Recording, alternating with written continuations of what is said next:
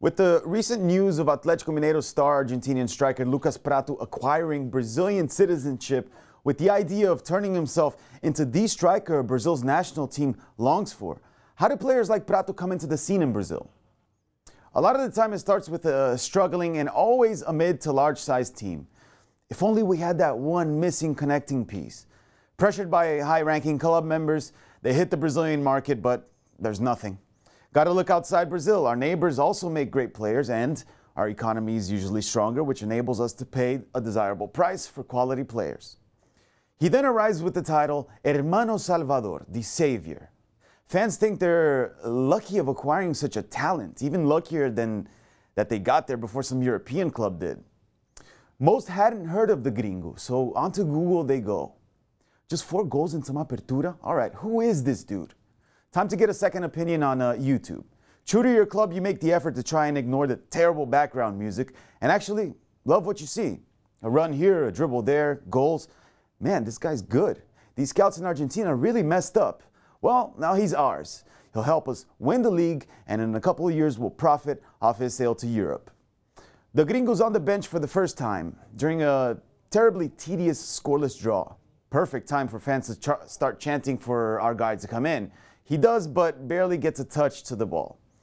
The same scenario unfolds the next game. Crowd chants for him, but he barely makes himself known out on the field. Almost systematically, fans go, well, he hasn't been given a real chance. He needs to play a full 90 minutes.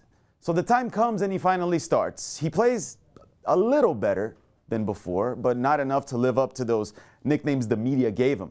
New Agüero, Hermano Salvador, etc. Time's gone by and the foreigner is still far from reaching the level you saw him on YouTube.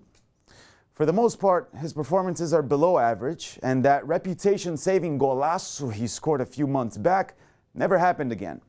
The coach finally answers to impatient fans by benching him and giving that one kid from the youth academy a chance. But the homegrown player's also unimpressive. And since long-term memory loss runs rampant in the football fans' composition, they resort to forgetting their first disappointment with the Gringo. Well, he was labeled the new Agüero, wasn't he? One last chance. What if this time it actually works? But it doesn't. And I'm afraid there's a reason why. No one had ever heard of him before. He's simply average. Not the diamond in the rough overlooked by scouts. Otherwise, he would have been in Europe already. Very few times we actually get stories like Lucas Prato, Guerrero, Tevez, Hugo de Leon, Figueroa. But for the most part, I'm afraid there's no pot of gold at the end of the rainbow.